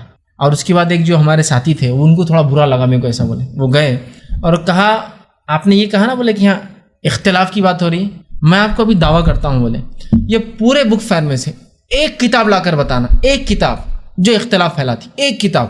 اور ان کے پورے اہلکار کے سامنے انہوں نے کہا, مطلب ان کے ساتھ کافی لوگ آئے تھے, ایک لا کے بتا دو بولے, صرف ایک. ہاں بولے میں بیٹھا ہوں بولے. وہ اوپر گئے, کافی دیر گھومے اور ایک کتاب لے کر آئے, تاکہ انہوں نے ایک اس لحاظ سے کہا تھا کہ ایک بھی مل جائے تو لے کر آنا. انہوں نے کہا تھا پورے بک فیئر ہے نا ایک لانا, تو وہ ایک کتاب لائے. کیا کتاب تھی معلوم؟ کیا عورتوں کے نماز کا طریقہ مردوں کی جیسا ہے, بلکہ کتاب تھی. کہا دیکھو یہ, تو بولے اس سے اختلاف پھیل رہا, یہ کتاب سے اختلاف پھیل رہا. بولے ہاں اختلاف کتاب پھیل رہا. بولے اس سے, بولے ہم کیا بول رہے ہیں اس کتاب کے اندر؟ تو بولے آپ بول رہے ہیں کہ مردوں اور عورتوں کی نماز میں کوئی فرق نہیں ہے. ٹھیک, تو اس میں کوئی دلیل ہے یا ایسی منمانی بات؟ نہیں, وہ آپ کے دلائل ہے. بولے آپ کے نزدیک, ہمارے پاس اپنے دلائل ہے. تو کہا آپ کے دلائل کہاں کہ عورتوں کی نماز مردوں جیسی نہیں ہونا چاہیے, اسی کوئی دلیل دیجیے. تو نہیں ایسا کیسا مرد کیسے پڑھیں گی؟ بولے مرد ہاتھ کھلے رکھ, عورت ایسے پڑھیں گی. بولے آپ کو چلیں گے, آپ کی ماں بہن پڑھیں گی. وہ میری ماں بہن کیا کریں گے آپ وہ جانے دیجیے. بولے آپ پہلے بتائیے اس کے دلائل کا ہے آپ کے پاس کہ عورت ایسی نماز نہیں پڑھیں گی. اور کتاب کیا تھی معلوم؟ کہ عورتیں جیسی نماز پڑھتی ہیں مرد بھی ویسی ہی نماز پڑھے, اس لیے کہ عورتوں کی نماز بہت سنت سے قریب ہوتی ہے, ہاتھ سینے پر باندھتی ہے اور تورک کرتی ہے نماز میں. تو کہا اچھا چل یہ ہے نا اور لائیے کوئی, اس سے کیا کتنے لوگ پڑھیں گے کتاب, پڑھتے بھی نہیں ہیں. آنے والے تو وہی لوگ ہیں جن کے نزدیک عورت مرد کی نماز ایک جیسی ہمارے پاس, اور کہاں ہے؟ ابھی تو نہیں دکھ رہی کہتے, لیکن رہتی ہیں. بولے تو کہا کیا دعویٰ ہے یار تمہارا, تم یہودی بولتے ہو کسی کو ایک کتاب لاؤ, بولے تو یہ لے کے آئے تم, کوئی مضبوط بات کرو یار. بولے کوئی وہ نہیں ایسا نہیں ویسا نہیں, پھر وہ ادھر ادھر کی باتیں شروع کر دی. کہا ابھی ایک بک فیئر اور 4 دن چلیں گا, تم کو چیلنج ہے تم اس کے علاوہ ایک اور کتاب لا کے بتا دو, کوئی مسئلہ کے اندر. وہ 3 دن آتے رہے مسلسل, ایک چیز بھی نہیں ملی, اور پھر وہ خالی چلے گا. تو ان کو یہ بھی نہیں پتا بیچاروں کی اتحاد امت ہوتا کیا ہے, اتفاق بولتے کسی کو. تو یہ ضروری ہے کہ جو لوگ کر رہے ہیں وہ واقعی میں سمجھتے ہو کہ اتحاد امت کیا ہوتا ہے. تو انشاءاللہ جیسے پروگرام کے کرنے میں کوئی حرج نہیں, بلکہ اس کے بڑے فائدے ہیں. نماز کی حالت میں اگر اوڑھنی کھل جائے تو کیا کریں؟ اکثر ایسا ہوتا ہے. تو دیکھیے سب سے پہلے نماز میں جب اوڑھنی عورتیں باندھے تو ایسا مضبوط باندھے کہ بار بار نہ کھولے, ورنہ عورتیں ہوتی ہیں ایسے کپڑے کی اوڑھنی باندھتی ہے جو پھسلتا ہے, نائلون مان لیا, نائلون پھسلتا ہے, اگر یہاں کچھ نکل رہا ہے, نہیں پھر یہ نہیں چلیں گے. آپ پہلے طے کریں کہ آپ نماز پڑھ رہے ہیں, اور اگر آپ نے طے کر لیا ایک ایسا کپڑا لے جو پھسلتا نہیں, کاٹن باندھا مضبوطی سے, سب کچھ کرنے کے بعد بھی کھل جائے تو آپ باندھ سکتے ہیں. لیکن اس کی جات نہیں جائیں گی ہر رکعت میں آپ صرف باندھتے رہے اس کو, اور کھل رہا اور باندھتے رہے اور کھل رہا اور باندھتے رہے اور کھل رہا ہے. سمجھ رہے آپ پہلے سے طے کر لے اس چیز کو. لیکن اگر آپ نے سب کچھ دیکھا اس کے بعد بھی کھل جاتا ہے تو باندھنے میں سمجھتا ہوں انشاءاللہ کوئی حرج نہیں, اس لیے کہ یہ نماز کی درستگی کے لیے ہی بہرحال آپ کرنا ہے. آگے وہ پوچھتے ہیں نماز کے دوران ہوا خارج ہونے کا ڈر ہوتا ہے اور اکثر نماز کے ٹائم یا نماز کے اندر ہوتا ہے, کیا ہر وقت نماز توڑ دیں؟ دیکھیے سب سے پہلی چیز آپ صلی اللہ علیہ وسلم فرماتے ہیں جب ایک انسان نماز کے لیے کھڑا ہوتا ہے تو شیطان اسے ایک ایسا کام یاد دلاتا ہے جو کام وہ بہت دنوں سے بھول چکا تھا، وہ جب بھی یاد آتا ہو، خشوع نماز خراب کرنا۔ اس کے بعد فرماتے ہیں جب انسان وضو کرتا ہے، بلکہ حدیث میں وضو کے الفاظ، وضو کر کے اٹھتا ہے تو شیطان بولتا ہے تیری ہوا خارج ہوگی، تیری ہوا خارج ہوگی، یہ صرف وسوسہ ہے، یاد رکھی۔ تو کسی صحابی نے پوچھا اللہ کے رسول پھر ہم کیا کریں، ایسا ہوتا ہے وضو کرنے کے بعد ہی لگتا رہے ہوا خارج ہوگی؟ تو آپ نے فرمایا جب تک کہ آواز نہ آئے یا بدبو نہ آئے وضو نہیں ٹوٹتا انسان۔ کتنا اچھا اصول بتا۔ یقین کرنے کے لیے دو ہی چیزیں ہو سکتی، کرائٹیریا دونوں بتا دی۔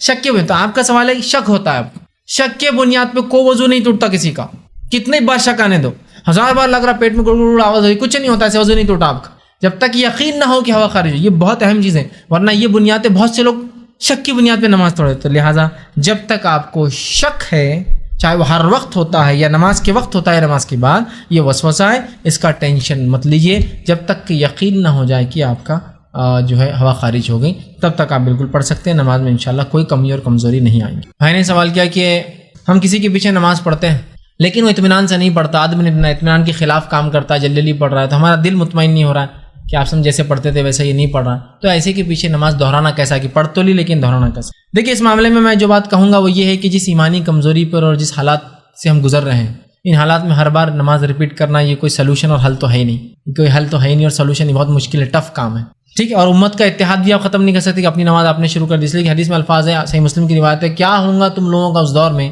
جب ایسے حکمران تم پر آ جائیں گے جو نمازوں کو تاخیر سے پڑھیں گے، تو ایسے دور میں تو نماز با جماعت نہ چھوڑنا، لیکن اول وقت میں اپنی نماز پڑھ لینا، مطلب نماز جانا مت چھوڑنا لیکن اول وقت میں اپنی نماز بھی پڑھنا۔ ویسا دور تو بہرحال یہ نہیں ہے، ورنہ لوگ بولتے دیکھو یہ وہی دور ہے، دیکھو فجر اور عصر لوگ لیٹ پڑھتے ہیں، لیکن یہ وہ دور نہیں ہے جو حاکم ہی اپنے طرف سے نمازوں کو لیٹ کریں گے۔ آج جہاں حکومت مسلم ہے نماز سب سے اول وقت میں ہی ہوتی، حکومت کی طرف سے ہوگا کہ لوگ نماز لیٹ پڑھائیں گے، تب آپ نے کہا۔ لیکن اس حدیث سے جو بات پتہ چلتی وہ یہ ہے تب بھی جماعت سے نماز نہیں چھوڑ سکتے آپ، ہے نا۔ تو بھائی نے سوال کیا پھر ہم وہاں بھی پڑھ لیں اور الگ سے بھی پڑھیں؟ تو میں یہ کہوں گا آپ مسجد چینج کر لیں، بس تھوڑی سی، جہاں آرام سے جو اطمینان سے پڑھاتا ہے اس کے پیچھے پڑھ لیں، ٹھیک۔ لیکن ہمیشہ کے لیے کسی کے پیچھے پڑھنا اور پھر نماز دہرانا یہ پاسبل نہیں ہے اور فیزیبل بھی نہیں، ہو بھی نہیں سکتا، ٹھیک ہے۔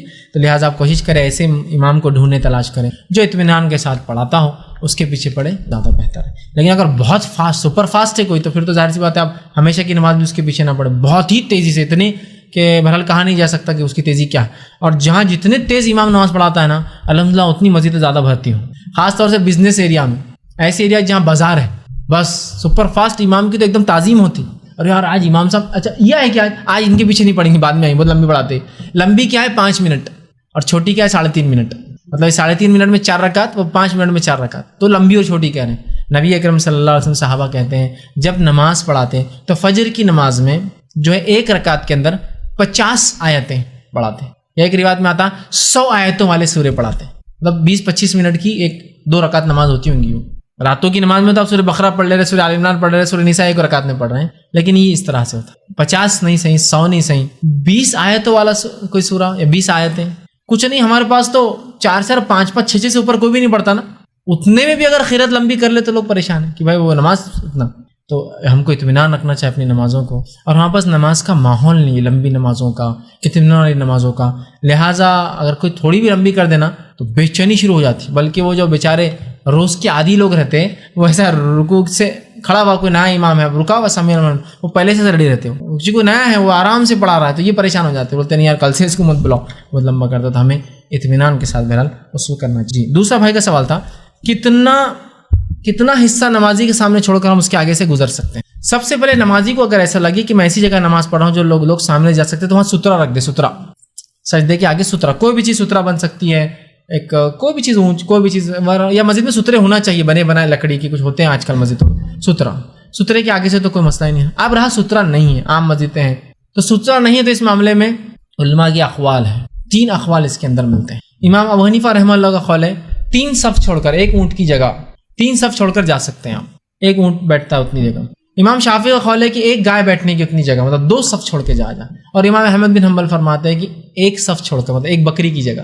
واللہ عالم، اس معاملے میں کوئی صحیح قول مجھے نہیں پتا اس کے علاوہ، اب جو بھی آپ کو بیسٹ لگے اور آپ کی ضرورت کے تحت، ایک صف، 2 صف یا 3 صف۔ سترے کی بات تو کوئی ایشو نہیں رہا، سترا اگر ہے تو پھر تو کوئی مسئلہ ہی نہیں رہا, آپ اس کے سترے کے آگے سے جائیے آئیے. لیکن اگر سترا نہیں ہے سامنے تو پھر تو میں یہ کہوں گا جتنے دور سے ہو سکتا ہے اتنے دور, اگر ضرورت نہیں ہے تو خامخواہ جائیے ہی مت, پھر انتظار کر لیجیے, وہ زیادہ بیسٹ ہے. اس لیے کہ حدیث میں 40 تک رکے رہتے بولے تو بڑی بات ہے, اگر 40 منٹ بھی لے تو بہت بڑی بات ہے. مسجد خالی ہو جاتی 40 منٹ, ٹھیک ہے, تو رکنا چاہیے. ہاں, 2 سوال کی سجدے سہو کی تعلق سے. دیکھیے سجدے سہو کی تفصیلات کے لیے آپ انشاءاللہ میرا ایک لیکچر ہے پورا, سجدے سہو, سجدے تلاوت اور سجدے شکر کا طریقہ, مکمل سجدے سہو کی تفصیلات اور کوشچن سیشن میں ہم نے اس میں ڈسکس کیا. تو لہٰذا میں انشاءاللہ کہوں گا کہ آپ اس کو دیکھیں, اس میں زیادہ فائدہ ہوگا. امام سے اگر کوئی غلطی سردت ہو جائے اور بھائی نے کہا ہم پیچھے سے آئے اور ملے, تو ہم نے کیا کرنا چاہیے؟ دیکھیں امام سے اگر کوئی غلطی ہوئی ہو, ٹھیک ہے, اور آپ نماز میں شامل ہوئے ہو, جیسا مثال کے طور پر امام نے 3 رکعت نماز پڑھائی اور آپ تیسری رکعت میں ملے اس سے آگے, تو آپ کو تو معلوم نہیں 3 پڑھائی یا 4 پڑھا, آپ کے لیے تو کوئی ایشو نہیں. اس کے بعد یہ ہوا کہ امام نے سلام پھیرا, لوگ اڑ گئے, نماز پڑھنا ہے, لیکن آپ تو اپنی 4 مکمل کریں گے نا, کہ تو آپ تو کیا سمجھ رہتے ہو چوتھی امام کی ہے نا, تو لہٰذا اس سے آپ کی نماز میں کوئی پرابلم نہیں, سمجھ رہے. لیکن وہ مقتدی جنہوں نے امام کے ساتھ پڑھا ان کو تو 1 رکعت پڑھنی پڑیں گی, امام بھی پڑھائیں گا اور مقتدی ساتھ پڑھیں گے, وہ ہوں گا. لیکن اگر امام نے کوئی غلطی کی اور اس کو غلطی احساس ہوگا اور وہ سجدے سہو کر رہا ہے, تو آپ پر بھی واجب ہے, آپ بھی سجدے سہو کریں گے. آپ یہ نہیں بولیں گے میں تو دوسری رکعت میں غلطی, میں تیسری میں شامل ہوں, میں چوتھی میں نہیں. آپ کو اس میں شامل ہونا ہی ہے, اس کے سجدے سہو میں. بہت سے لوگ بیٹھے رہتے ہیں, میں کیوں کروں گا, میں تھوڑی غلطی میں تھا, نہیں. اگر ایسی غلطی ہوئی جو غلطی آپ کو ملی ہی نہیں, جیسا رکعتی کم زیادہ 5 رکعت پڑھا دی, آپ ملے آخری رکعت میں آ کے آپ کو لگا چوتھی ہے, لوگ بول رہے پھر سے پڑھاؤ, آپ کو کوئی نماز توڑنے کی ضرورت نہیں, پھر سے آپ اپنی نماز کنپلیٹ کر لیجیے, 3 رکعت باقی کی ہوگی. چونکہ آپ جب امام کے ساتھ ملے تو آپ نے 1 رکعت پا لی, اس کے بعد آپ نے کنٹینیو کر رہے 4 رکعت. اب وہ لوگوں نے غلطی کے ساتھ 5 پڑھ کے سجدے سہو بھی نہیں کیا, آپ کو ضرورت بھی سجدے سہو کی, چونکہ آپ نے 1 ہی رکعت پائی امام کے پیچھے, ابھی تو آپ کو 3 پڑھنا ہے. سمجھ رہے آپ بات کو؟ تو لہٰذا یہاں آپ کو ریپیٹ کرنے کی, اپنی نماز توڑنے کی ضرورت نہیں. اور لوگ خامخواہ توڑاتے بھی, ارے توڑو نماز توڑو نماز, اس لیے کہ امام صاحب نے 3 رکعت پڑھا, ٹھیک ہے وہ 3 ہے, آپ کی تو نہیں امام سے غلطی بھی نہ, اس نے 3 پڑھا دی, لیکن اس کی نیت کتنے پڑھنے کی تھی؟ 4. تو پھر مسئلہ ہی نا, مقتدی کا کیا مسئلہ ہے؟ اور مقتدی اور امام کی نیت ویسے بھی ایک جیسی ہونا کوئی شرط نہیں, یاد رکھیں. مقتدی کی نیت کچھ اور ہو سکتی, امام کی نیت کچھ اور ہو سکتی ہے. اس کے لیے دلیل وہ ہے کہ آپ صلی اللہ علیہ وسلم کے زمانے میں ایک صحابی مدینہ کے دور ایک بستی سے مسجد نبوی آتے, وہاں آ کے نماز پڑھتے اور جا کر اپنی قوم کو پھر ویسے ہی نماز پڑھاتے جیسے اللہ کے رسول نے پڑھا. اب وہ یہاں کون سی نماز پڑھتے اور وہاں کون سی نماز پڑھتے, حدیث میں کچھ نہیں کہ یہاں کون سی پڑھتے وہاں کون سی پڑھتے. لیکن اس سے کیا پتہ چل رہا ہے کہ امام اور مقتدی کی نیت الگ ہو سکتی ہے. آپ سب فرض پڑھ رہے اپنی, ہو سکتا ہے وہ صحابی کیا پڑھ رہے ہوں گے پیچھے, ان کی فرض, رسول اللہ کے پیچھے ہے تو افضلیت. جب اپنی بستی میں جا رہے ہوں گے تو کیا پڑھا رہے ہوں گے, وہ نفل, ان کی تو فرض ہوگی. پیچھے ان کے لوگ کیا پڑھ رہے ہیں, فرض. سمجھتے ہیں نیت کا اختلاف ہو سکتا ہے, تو آپ کو پھر اس کی ضرورت نہیں. السلام علیکم. بہت سارے لوگ فرض نماز کی اقامت ہونے کے بعد سنت نمازیں اپنی جاری رکھتے ہیں, وہ ایک سوال. اور دوسرا یہ کہ بہت سارے لوگ دعائے معصورہ کے بعد سلام پھیرنے سے پہلے دم کرتے ہیں اپنے گریبان میں یا پھونکتے ہیں, تو اس کے بارے میں. بھائی نے سوال کیا کہ فرض نماز کی اقامت ہونے کے بعد بہت سارے لوگ جو ہے سنت پڑھتے رہتے ہیں, کیا معاملہ ہے؟ تو دیکھیے آپ صلی اللہ علیہ وسلم نے فرمایا, حدیث کی واضح الفاظ صحیح مسلم کی روایت ہے, جب جس نماز کی اقامت دے دی جاتی ہے تو اس نماز کے علاوہ دوسری کوئی نماز نہیں ہوتی ہے. تو لہٰذا اگر ظہر کی اقامت ہو گئی ہے تو اب آپ اگر نماز پڑھ رہے ہیں اور آپ کی تیسری رکعت سمجھ رہا, تو آپ کو یہی نماز توڑ دینا پڑیں گی, جا کے سیدھا مل جائیں گے چونکہ اقامت ہو گئی. ہاں تھوڑا بہت باقی ہے, بس قاعدہ چل رہا ہے تو الگ بات, سمجھ رہا, توڑ دینا پڑے گا, جا کے مل جانا پڑے گا. یا پھر 2 رکعت کر کے پڑھیے آپ, تاکہ ہو سکتا ہے اقامت شروع ہے تو 2 پہ سلام پھیر دے پھر آپ, ٹھیک ہے. تو لہٰذا اقامت کسی نماز کی ہونے کے بعد دوسری نماز انسان نہیں پڑھ سکتا, یاد رکھیے. اس لیے کہ آپ نے فرمایا جب جس نماز کی اقامت ہو جائے اس کے علاوہ نماز نہیں. دوسرا بھائی کا سوال ہے کہ بہت سارے لوگ دعائے معصورہ جب قاعدے میں پڑھتے ہیں تو دم کرتے اپنے آپ کو, اور میں نے بھی دیکھا ہے جیسا سلام پھیرنا ہے تو دعائے معصورہ ہونے کے بعد وہ اٹھا کے پھونکتے ہیں, اندر دم کرتے ہیں یا پھر پھونکتے ہیں, اور پھر جب سلام بھی پھیرتے ہیں السلام علیکم السلام علیکم پورا پھونکتے ہوئے جاتے ہیں. تو دعائے معصورہ پڑھنے کے بعد دم کرنا ہی سنت ہے, چونکہ دم تو حفاظت کی دعاؤں سے آپ کرتے ہیں, لیکن نماز میں نہیں ہوتا ہے, وہ دم الگ سے کرنا ہے. اب لوگ ڈبل فائدہ اٹھا رہے ہیں, یہ پتہ نہیں کہاں سے چلن آ گیا. بہت سے لوگ پھونکتے, بلکہ میں نے دیکھا شرٹ ہٹا کے پھونکتے اور پھر السلام علیکم رحمۃ اللہ, اور یہاں بھی پورا پھونکتے ہو جاتے, ادھر ہی پورا پھونکتے ہو جاتے. اور کچھ لوگ 3 اسٹیج میں سلام کرتے ہیں, وہ بھی غلط ہے. مطلب ادھر جاتے ہیں سیدھا, پھر بیچ میں آتے پھونکتے ہیں, پھر ادھر پھونکتے ہیں, جبکہ سلام السلام علیکم رحمۃ اللہ, اور آپ ادھر سے آئیں گے السلام علیکم رحمۃ اللہ, بیچ میں رکنا نہیں ہے آپ کو, اور دم بھی نہیں کرنا اور پھونکنا بھی نہیں. تو لہٰذا سلام کرتے وقت دم کرنا, پھونکنا اپنے گریبان میں یا گریبان کے اوپر سے, یا ادھر پھونکتے ہو جانا ادھر پھونکتے ہو جانا, یہ سنت سے ثابت نہیں. لہٰذا ایسے تمام اعمال سے جو عبادات میں سنت سے ثابت نہیں, پرہیز کرے ورنہ یہ بدعت ہو جاتی ہے. وآخر دعوانا الحمد للہ رب العالمین.